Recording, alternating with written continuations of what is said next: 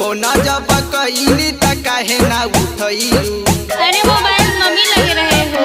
अच्छा काहे खातिर बोला जाना मुहावा फुलइलू। फोना जब कइली त काहे ना उठइलू। दिलावा के सरधा हमरो पुराई देता हो ना ए जानू हो। गढ़वा के मेला घुमाई देता हो ना ए राजा हो। गढ़वा के मेला घुमाई देता हो ना। घुमा देना।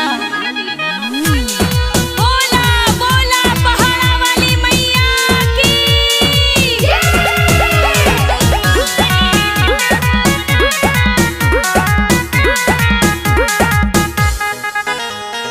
गढ़ देवी माई के महिमा बाटे हो बहुते भारी। एही से सब लोग जाता देख माई के दुआरे। जाए के रहे तहरा माई के दुअरिया। कह तू तो डाल दे न गंज से लईती चुनरिया।